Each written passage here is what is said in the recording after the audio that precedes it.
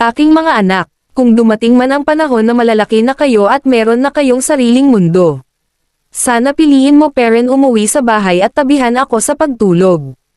Kung dumating man yung panahon na, makisuyo ako sa mga bagay na hindi ko na kayang gawin, sana sundin mo ako. Kung dumating man yung panahon na mabagal na ako maglakad, sana alalayan mo ako sa aking paglalakad. Kung dumating man yung panahon na, hirap na ako bigkasan ang mga salita at di ko masabi ng maayos, sana pilitin mo akong intindihin. Kung dumating man ang panahon na makakalimutin na ako, sana ipaalala mo sa akin lahat ng maayos. Kung dumating man ang panahon na hindi na maintindihan ang ugali ko, anak, sana pakihabaan mo ang pasensya mo. Sana habaan mo ang pangunawa mo.